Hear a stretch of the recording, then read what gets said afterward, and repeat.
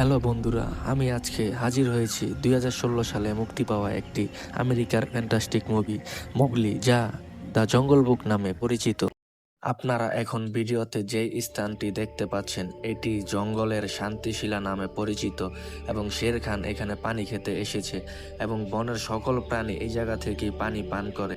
সব প্রাণীর মতো শের খানও আজকে এখানে পানি খেতে এসেছে এবং সে পানি পান করার সময় তার নাকে একটি অন্যরকম গন্ধ ভেসে আসে, যেই গন্ধের সাথে সে পরিচিত নয় এবং সে জিজ্ঞেস করতে থাকে এখানে এই গন্ধটি কার। কিন্তু সে বুঝতেই পারে এই গন্ধটি একটি মানুষের বাচ্চার। তখন আকিলা শের খানকে বলে মুগলি একটি নিতান্তই শিশু। কিন্তু পরে শের খান বলে, ও আচ্ছা, নামকরণও হয়ে গেছে দেখছি। আচ্ছা ঠিক আছে, জঙ্গলে এখন মানুষের বাচ্চা দত্তক নেওয়া হচ্ছে। তারপর শের খান আকিলাকে বলে, আমার পোড়া মুখটি কি তোমায় মনে করিয়ে দেয় না মানুষ কি করতে পারে?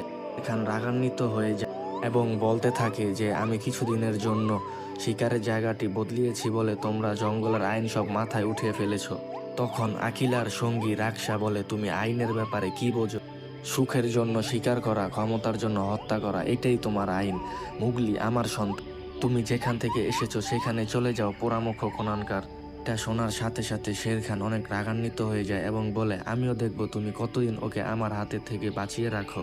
এবং এর সাথে এটাও মনে রেখো, এই মুগলির জন্য যে তোমাদের কয়টা প্রাণের বলি দিতে হয় এটার হিসাব তোমাদের জানা নাই।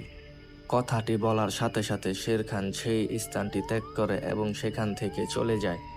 শান্তিশিলায় এখন সব প্রাণী আতঙ্ক, কারণ শের খানের হুমকি তাদেরকে দিনের পর দিন এখন ভাবাচ্ছে এবং তারা ভাবতে থাকে কিভাবে মুগলিকে শের খানের হাত থেকে বাঁচাবে। এবং তারপরেই একদিন সন্ধ্যার পরে আকাশ ভেঙে জঙ্গলে বৃষ্টি নামতে শুরু করে এবং সব জঙ্গলের যত প্রাণী আছে সব একসাথে মিলিত হয় এবং মুগলির বিষয়টি নিয়ে সবাই আলোচনা করার জন্য সব একসাথে হয়। মুগলিও একটি জিনিস খেয়াল করছে এবং বসে বসে ভাবছে যে এতদিনে জঙ্গলে এই নেকড়েদের মাঝে এত মত বিরোধ হয়নি, কিন্তু আজকে এই মুগলির জন্য সব জঙ্গলের প্রাণী একসাথে হয়ে সিদ্ধান্ত নিতে চায় যে আমরা এই প্রাণের হুমকি নিয়ে এই জঙ্গলে থাকতে পারবো না। তার চেয়ে ভালো মুগলিকে সেই মানুষদের গ্রামে পাঠিয়ে দাও, তাই ভালো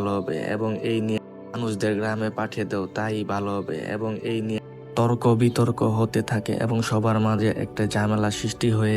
কিন্তু সেই সময় বাগিরা বলে ওঠে যে আমি মুগলিকে মানুষদের গ্রামে নিয়ে গিয়ে ছেড়ে আসব, কারণ ওর এখানে প্রাণহানির আশঙ্কা আছে।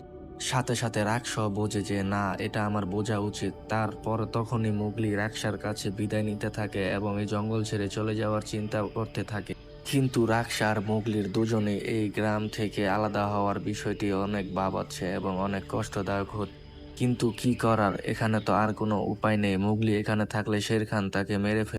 পরিশেষে মুগলি সব নেকড়ের কাছ থেকে এবং সব প্রাণীর কাছ থেকে বিদায় নিয়ে জঙ্গল ছেড়ে চলে যাচ্ছে বাগিরার সাথে এবং সাথে সাথে রাক্ষসার মুখ অন্ধকার হয়ে যায়।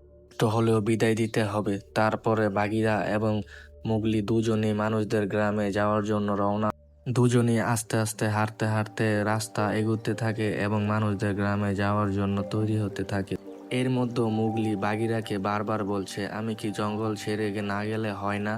তারপরেও বাগিরা মুগলিকে বোঝাচ্ছে, না, তোমাকে জঙ্গল ছেড়ে চলে যেতেই হবে, যত কিছু হয়ে যাক, কারণ তোমার এখানে প্রাণের আশঙ্কা আছে। তখন দুজনেই আস্তে আস্তে হাঁটতে থাকে। হাঁটার মাঝেই তাদের সামনে একটি হাতির পালের সাথে তাদের দেখা হয়ে যায় এবং বাগিরা সাথে সাথে বলে, নিচু হও। তখন মুগলি বলে, কেন নিচু হব কেন? তখন বাগিরা বলে যে হাতিরাই এই জঙ্গলকে তাদের দাঁত দিয়ে খনন করে নদী অতিবাহিত করে তার সভ্যতা ও সৌন্দর্য ফিরে পেয়েছে।